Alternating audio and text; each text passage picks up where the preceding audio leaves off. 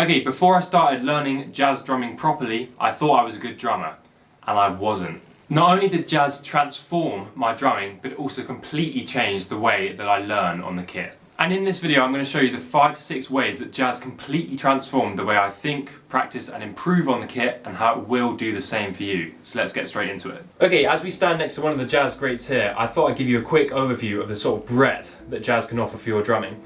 For example, at first many people may think of sort of the old school 1930s acts such as Frank Sinatra, but jazz moves all the way from traditional big band jazz in the sort of 30s, 40s and 50s, think drummers such as like Buddy Rich, to more complex avant-garde stuff in the sort of 50s and 60s, marked by John Coltrane, Charles Mingus, all the way through to more modern bands such as Ezra Collective, and that just shows the vast scope that jazz can offer for your drumming. Okay, first off, let's talk about the real problem, and that's that most drummers aren't even willing to try jazz in the first place as they just think it's too hard. And that shows that your real issue is just not stepping out of that comfort zone to try that new genre. And I know it can feel like the hardest step to sort of go out and try that new hard genre of jazz that just feels like a whole different world, but I promise you it's the most high value step. Especially with a genre like jazz, because you're constantly getting pushed, you're constantly getting challenged to develop new ideas and step out of your comfort zone to just become that better drummer straight away. Okay, let's move on to our second point, which is that jazz forces technical honesty.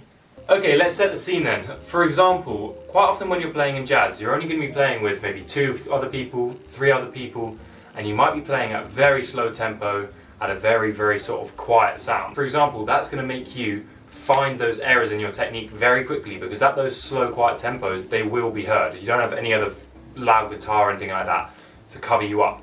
So that gives you a great opportunity to find out what's missing in your technique super quickly and to fix it, because it keeps you very honest. Otherwise your bandmates aren't going to be really happy with you because you're sort of messing up the song.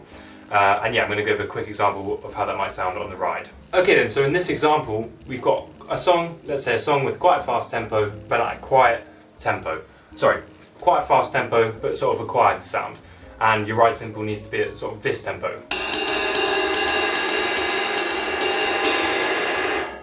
So, technique-wise, if you haven't learnt your sort of throw and catch, and you're still trying to play each hit individually, like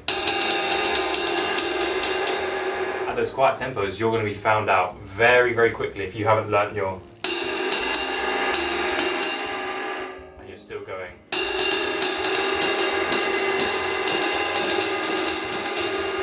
As opposed to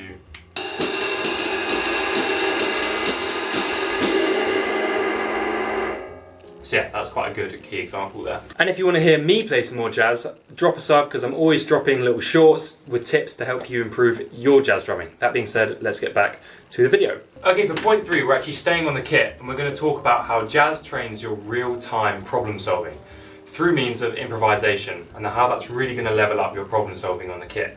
So what is improvisation? Improvisation is when your band's playing a song, your jazz band's playing a song, you're listening to the other musicians, and instead of just playing your own thing, you're actively trying to complement them, where hence comping comes from. And yeah, you're using the snare drum, the hi-hat, the feet, and the ride cymbal to sort of make everyone else sound better and not just yourself. And so that's going to have to improve your active listening. You're going to be listening to everyone else, hearing what they're playing, trying to make them sound better. For example, the saxophone player might be playing something and I'm thinking, oh, that's going to need like an accent there, or a sort of, for example,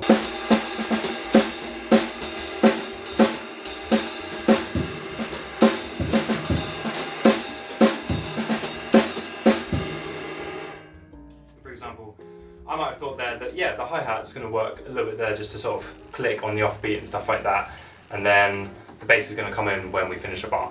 For example, it's just going to train, pardon me, that sort of real-time problem solving, and it teaches you not to go on autopilot. A lot of the times in rock and other genres you're going to be on autopilot, sort of just getting in, playing your thing, not worrying about everyone else, and then in rock those jazz stills are going to come over and help you think, that bit of the song, I might need that bit because that sounds nice with the guitar. So it's actually going to level up your playing in other genres as well, not just in your jazz. Okay, our next idea is that jazz actually develops your kit fluency instead of just learning ideas. So in other genres, rock, pop, I don't know, things like that, you tend to sort of just learn fills and just insert them where it feels appropriate. In jazz, you tend to learn this sort of expansive vocabulary of the kit that you can sort of express and sort of feel what's right. Instead of inserting a feel that you know, you kind of can make stuff up and sort of insert things as it feels fit. The solos tend to be longer, so you tend to have to improvise all your solos because it's almost impossible to learn a new solo for every single time you do it. And yeah, your vocabulary just becomes a lot more fluid instead of learned in other genres. Okay, coming back to the kit, we're going to talk about how jazz sharpens your dynamic awareness. And what is dynamic awareness? It's basically your awareness of how loud you're playing things. So for example, I may play a feel like this,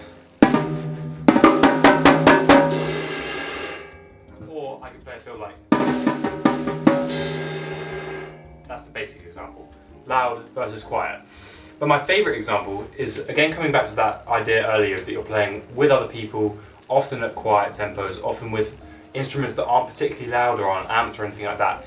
You may have to play quieter or play louder, either to make yourself heard or to sort of not drown anyone out. For example, the best example would be a bass solo, is that you're never ever going to be playing a ride like this.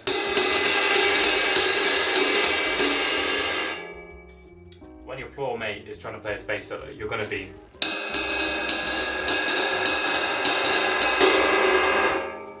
And that sort of sharpened knowledge of dynamics allows you to play in so many different ways, because it gives all your fills a million different ways for you to play them. You can move the accents around, you can move the dynamics, change the pitch, depending. You see a lot of people use the elbows to change the pitch. Literally infinite possibilities, and that's going to sharpen your awareness of your sort of accuracy, and yeah, make sure that you're not drowning everyone out and give you loads of new ideas of how to play. Okay, our next point is that jazz forces uncomfortability, but it's okay. I, for one, certainly remember my first jazz lesson where my drum teacher literally just had me play.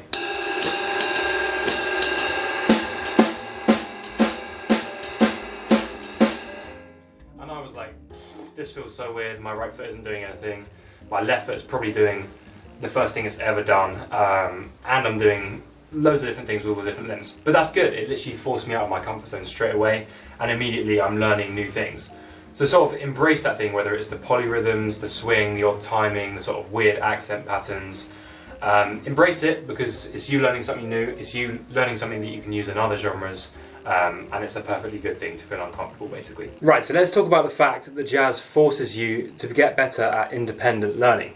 For example, a lot of my favourite jazz songs and solos, I was forced to sort of self-transcribe or self-figure out what they're going on by listening to old recordings. Because a lot of these things were recorded in the 30s, the 40s, the 50s. There's not actual live recorded video of people playing it. There's not, certainly isn't them explaining how to play it. You have to rely on these old things or like these weird transcriptions you can find on YouTube. That's going to get you better at researching and actually give you a better ear for hearing what's going on in songs and being able to play it yourself. And maybe that's sort of a wider thing that you can take from jazz into your real life, is that jazz gives you the resources to actually go and get better at self-research and things that aren't jazz. Sort of if you're learning, I don't know, studying yourself and stuff like that. So it's just like a great resource for not only training your music, but also training your brain to get better at researching. Okay, let's talk about my bigger realization then, because jazz improved my patience, my listening, and my tolerance for frustration. And I think it's jazz that made me a better learner, and it's being a better learner that made me a better drummer. So that's the most important thing to take away from this video, in my opinion. Right, to summarise then, jazz isn't just about that formidable swing, it's also about training your brain to become a better drummer / learner. And if you haven't tried studying jazz, I would definitely urge you to at least try it for 30 days, 2 months, that sort of time. Comment down below if you're going to do that. Comment down below, let me know how you get on. Let me know how you get on afterwards. Do drop a like, sub if you have enjoyed the video, check out some other videos, and yeah, do have a good rest of your day. Thank you very much.